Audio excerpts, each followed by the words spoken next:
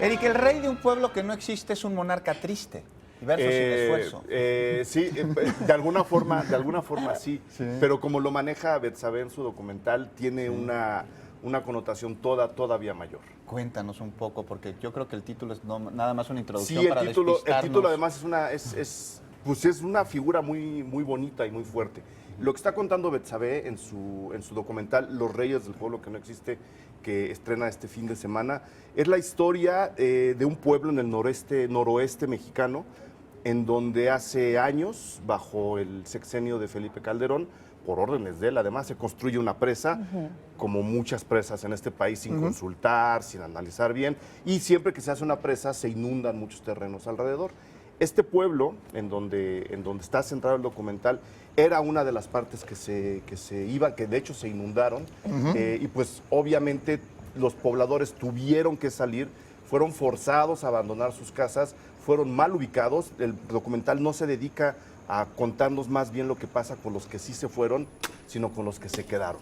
Porque obviamente hubo familias, hubo personas que dijeron, este es nuestro pueblo, la presa no tiene razón de ser, y están haciendo un acto de resistencia, viviendo donde quieren vivir, que es donde han nacido y donde quieren vivir, conservando sus pertenencias, ¿no? Que no pueden dejarlas ahí, no pueden dejar sus memorias, son sus casas, son sus objetos, son sus terrenos, y por una presa mal planeada los han estado forzando a salir del pueblo. Y lo que hace Betsabé es contarnos el día a día de la gente que está viviendo en este poblado inundado, que obviamente depende de la altura de las aguas, pueden llegar muy alto, pueden llegar más bajo, pero siempre hay agua alrededor. Ahí lo vemos, claramente. Lo estás viendo ahí, y es un documental que se dedica a retratarnos pues cómo están más bien sobreviviendo y sobre todo cómo están resistiendo, ¿no? Wow. Un plan mal ejecutado. Toda la adaptación a este nuevo entorno. Exactamente, Eso, sí. exactamente. Es una adaptación a un entorno que ellos no fracturaron, pero en el cual quieren estar, porque repito, ya es muy curioso. Además, ahora hay varias películas que se dedican a decirnos o a contarnos la importancia de la memoria, la importancia de los recuerdos, la importancia del pasado. Hay otra película, la voy a mencionar nada más por encima, que se llama Aquarius, brasileña, que cuenta más o menos una historia parecida, pero ya en ficción. Y ahora estamos o necesitamos revalorar ese pasado, esas memorias, esos recuerdos, número uno, para entender ese pasado y no cometer los errores en el futuro. Y número dos, porque es un derecho, ¿no? Creo que, y el documental lo deja muy claro, la gente, especialmente en un país como México, que se supone que vive en una democracia, que está todo bien establecido, debe tener derecho a vivir donde quiere. Claro. Así es. Y el documental está planteando justo ese discurso con un tono relajado. No es un documental combativo, no es un documental de lanzar, ¿sabes?, consignas, todo lo contrario. Betsabé elige un ritmo mucho más pausado, que no es contemplativo para nada, no se espanten, es muy pausado nada más. No es lento. No es lento, es como cuando vas en la lancha que veíamos las imágenes en este pueblo, vas a ese ritmo, porque así es como hay que moverse en ese pueblo. El documental imita ese ritmo y creo que la verdad es uno de los mejores documentales que vamos a tener este año,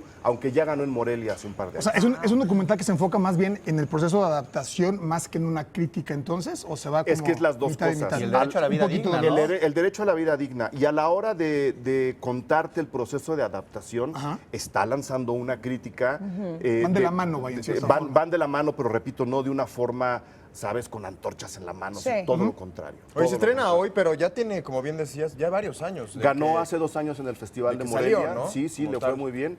Y ahora está ya en la cartelera comercial, afortunadamente resucitando. No estaría mal incluso que lo fueran reestrenando cada 2 años para ver cómo están las cosas a partir de ese momento. Muy ¿no? bien. Ese es el documental, la verdad se lo recomiendo mucho. Oye, ¿y la palomera? ¿Traes una palomera? Traigo una heladera. Del Eso. otro lado, porque además con esta entre más helado comas, mejor te la vas a pasar. Muy bien, nos Live, encanta. Vida Inteligente, le pusieron en México Vida ¿Es Inteligente. de ciencia o de qué es? Es bien interesante. En realidad, la película, si la ves como ciencia ficción, es terrible, es fatal, es pésima, porque se le viene abajo el discurso. Encuentran un organismo en Marte, un grupo de científicos que están en la estación espacial. Hay una misión a Marte, les traen un organismo, lo reviven y se dan cuenta pues, que el organismo es completamente agresivo. ¿no? Y que, pues, obviamente los empieza a atacar. Eso ya se ve en los avances. No les estoy echando a perder nada. Y todo el mundo dirá, claro, pues es la copia de Alien. Eso ya lo vimos en O 1979. Gravity, algo así. en el Eso espacio. exactamente, es justo la mezcla de todas esas vistas desde encima. Lo que yo les recomiendo es no verla como una película de ciencia ficción porque, repito, no aguantan, su Ok. discurso no lo soporta. Si la ven como una película de terror, se van a pasar un gran momento. Piensen en Lovecraft, en sus cuentos Ajá. de terror cósmico, ¿no? Con monstruos y seres primigenios llenos de tentáculos. Piensen en La cosa del otro mundo de John Carpenter y por ahí va la película. ¿Efectos Piensen- especiales? Los efectos especiales están, digamos, normales. Normales. Es una película mucho más cercana al cine que le llaman serie B. No es una película de bajo presupuesto, Sí, sí. pero su inspiración está ahí. Entonces, los efectos acaban pasando a segundo plano. Y lo interesante es ver cómo el discurso del cine de terror se desarrolla en la Estación Espacial Internacional. Las persecuciones, la sangre, Ok. ¿sabes? Lo gore. Si la ven como película de terror, se la van a pasar mucho Oye, mejor. pero si la vemos como película de terror, ¿es buena también o no? Si la ven como película de Porque terror, puede ser es de terror mejor. y no ser buena. Es mejor, es mucho mejor Mejor. película y te la vas a pasar más, te vas a divertir más. Porque todas las lógicas que se rompen dentro de la película no se explican en la ciencia ficción, pero sí en el terror, que tiene un lenguaje más de pesadilla. Que sabes que las pesadillas no siempre las cosas son coherentes. son coherentes. Sí. Entonces hay que verla así y te la vas a pasar Como muy, Solaris un poquito, tal vez. Digo, guardando las proporciones. guardando las distancias gigantescas. Sí, Solaris es muy irracional, es Sí. muy onírica, muy de sueño. Este es de pesadilla, que también son sueños, Sí. pero es una pesadilla. Con un buen casting, además. El casting está muy bien, está Jake Gyllenhaal, está Rebecca Ferguson, Ryan Reynolds. está Ryan Reynolds por ahí. Muy bien. Se las recomiendo mucho. Diviértanse, esa es heladera, coman mucho helado. ¿Cuántos helados Para ver ponemos? todos Oye, los ya no que estrellas, puedan. ¿verdad? Cómanse Aquí- todos no, los que aquí- puedan. aquí no son estrellas, son helados. Entre más coman, mejor se la van a pasar. Ahí se las voy a Está muy dejar. Unos 2 litros de helado. Ahí se las voy a dejar por litro esta semana. Está muy bien. David, muchísimas gracias por las Gracias a recomendaciones. ustedes. Ya saben, hay mucho cine que ver este fin de semana.